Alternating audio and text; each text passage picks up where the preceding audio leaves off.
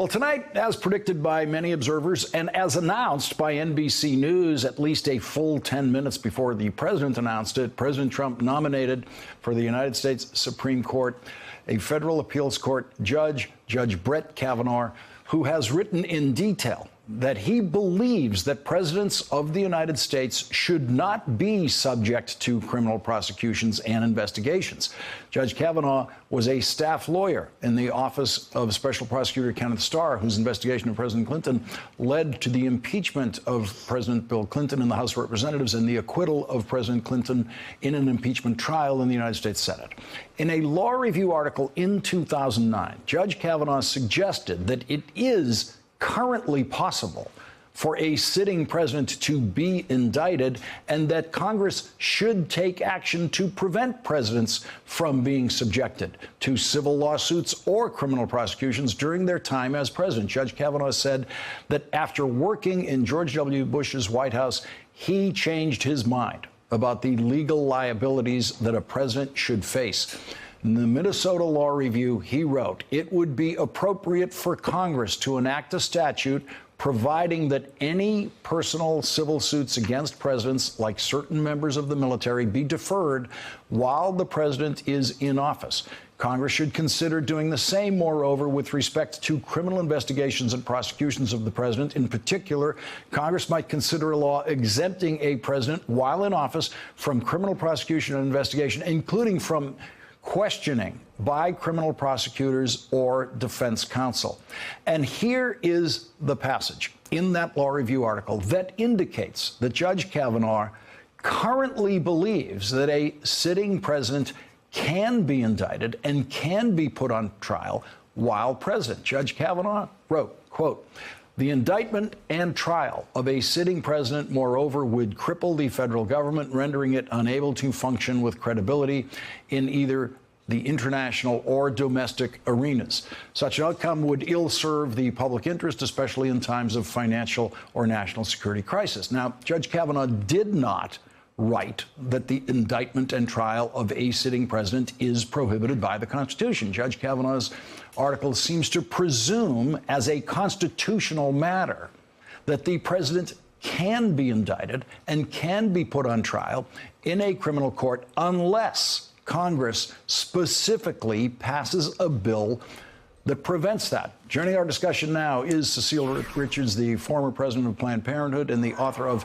Make Trouble, Standing Up, Speaking Out, and Finding the Courage to Lead, My Life Story. Also joining us, Ron Klain, a former senior aide to President Obama, former chief counsel to the Senate Judiciary Committee. And Neera Tanden is with us. She's the president of the Center for American Progress. And Neera, you're been at the Supreme Court tonight, where there has been a public protest reaction there to this nominee. What is happening there now? Lawrence, I've been here since really the announcement, and we have a growing crowd. I think it's now over 1,000 people who are deeply concerned about Brett Kavanaugh and what he will do for Americans' rights. And this crowd has been growing steadily and getting more and more energized and speaking out about this nomination that really is a threat to all of our rights. And Cecile Richards, everyone has been concerned for what any Trump nominee would mean to Roe versus Wade. And NBC News is reporting that last fall, Judge Kavanaugh wrote a decision siding with the Trump administration lawyers to block a migrant teenager in Texas from being released from custody to receive an abortion. The full appeals court intervened to overturn his ruling. Yes. And Kavanaugh then responded by criticizing his colleagues on the court for creating what he called a new right for unlawful immigrant minors in U.S. government detention to obtain abortion on demand. I mean, it was an incredible case, and she was, of course, just trying to exercise her legal right. And in fact, if he'd been successful, he would have been able to. He would have pushed her actually into her second trimester. I think that this nomination is causing concern, obviously, for women all across this country. Roe versus Wade has been the law of the land for more than 40 years, but we know it's been hanging with a one-vote difference in the court. And I think that women who are already wildly concerned about this president and everything he's done are going to be deeply concerned about this nomination. And I think what you're seeing outside of the Supreme Court tonight is just one indication. Ron Klain, I want to get your reaction to this passage in his 2009 writing where he talks about what the indictment and trial of a sitting president would mean. So this means that that Judge Kavanaugh would be, if he finds that it is, if he finds himself in a position where he can rule as a Supreme Court justice that it is unconstitutional to indict a sitting president, he would be in conflict with Judge Kavanaugh.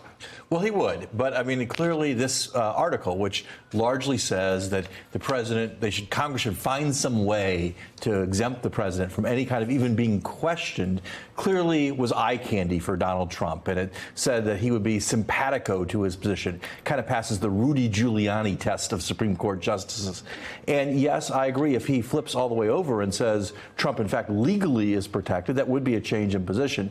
But I think that's why question number one in front of the Senate Judiciary Committee should be, what were you asked about this article? What did you say? What assurances did you offer? What kinds of things did the White House want to know? He is the only potential nominee on Trump's list who explicitly wrote that presidents should have protection from investigations.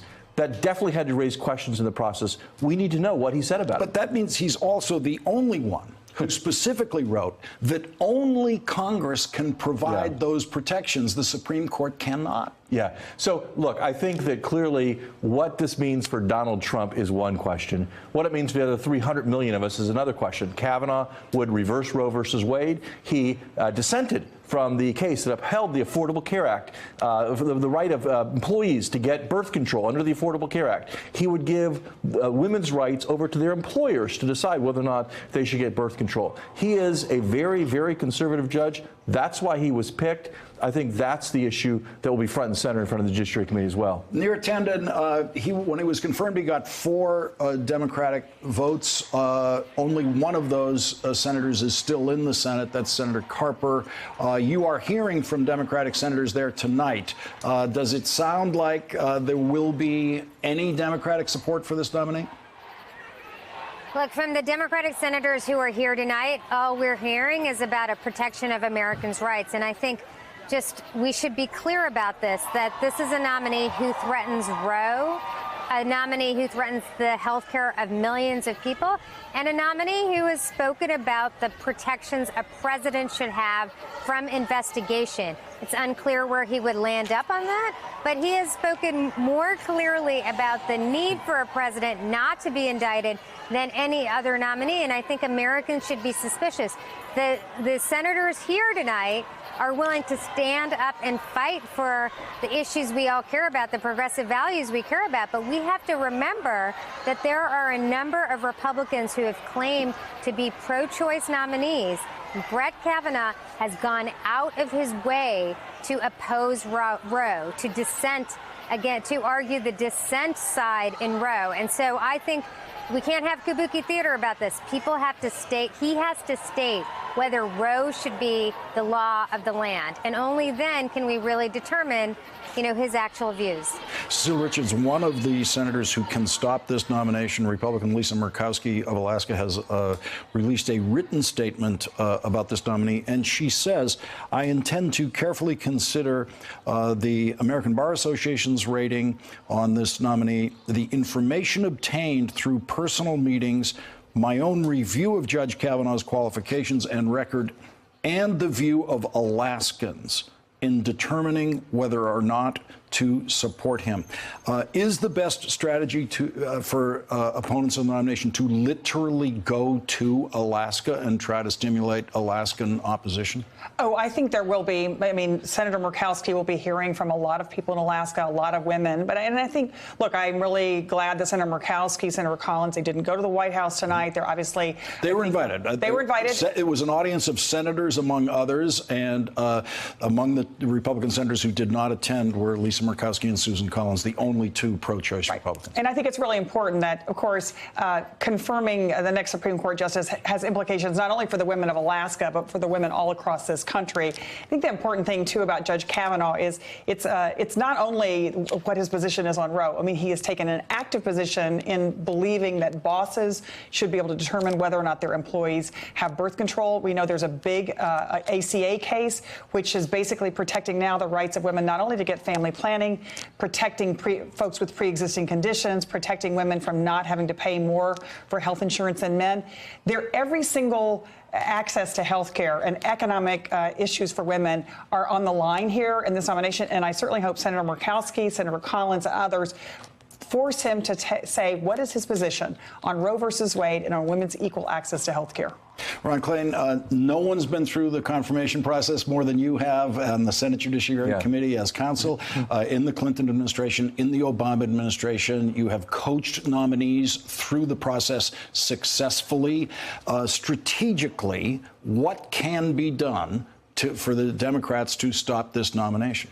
Well, first, they have to make sure the Judiciary Committee does its job, and that starts with a thorough record of thorough review of Brett Kavanaugh's record. That includes his years in the White House. And I think this is going to be a real flashpoint in this nomination, Lawrence.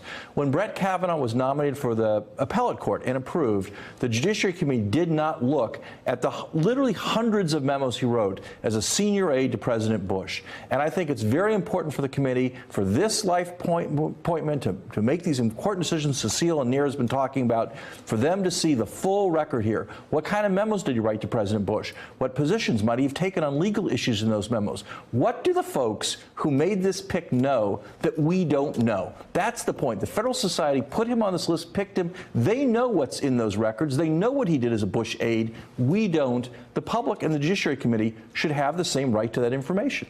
Nir Tanden, the opponents of this nomination who've gathered at the Supreme Court tonight, is their focus on Republican senators tonight, like Susan Collins or Lisa Murkowski, or are they also focused on some Democratic senators who might be considering supporting the nomination? I think they're focused on a majority in the Senate, which obviously means we need Democrats to oppose this nomination, but we can't do this with Democrats alone. And I would just say for Senator Collins and Senator Murkowski, they could be in office when when a Justice Brett Kavanaugh decides with a majority to overturn Roe or to gut the Affordable Care Act. So this is a decision that they make with the weight of millions of Americans on their shoulder. And I think it's the people on the streets here, the people at this rally are focused on making their voices heard, but it's really important for all of us to call our senators. This is advise and consent in the Senate, to call our senators and let them know that this nomination is not something that we agree with as Americans, that our rights should not be up to Donald Trump and a Trump court.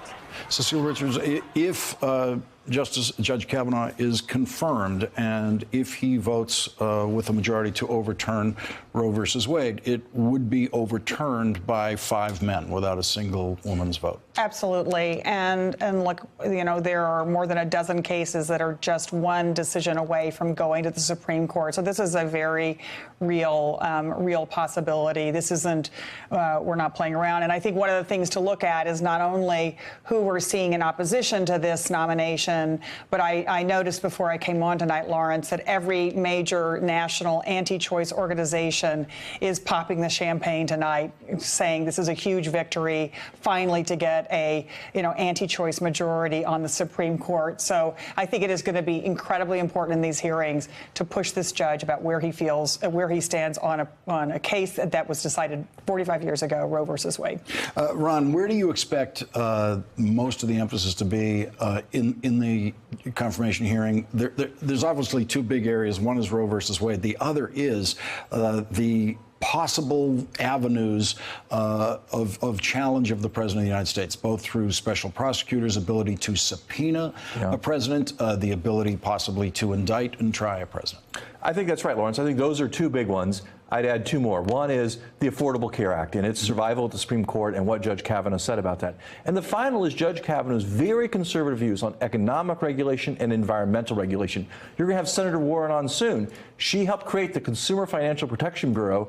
Judge Kavanaugh said it was unconstitutional and would have wiped it off the books. He's voted with big business on every kind of environmental rule. So I think these environmental and economic issues are a 4th element of his confirmation that I expect Democrats to ask some very hard hard questions about? Just taking notes from Ron Klain on my questions for Senator Warren, who will be joining us in a moment. Cecile Richards, Neera Tanden, Ron Klain, thank you for starting off our discussion tonight. Thanks for checking out our YouTube channel. Subscribe by clicking on the button below for more from The Last Word and the rest of MSNBC.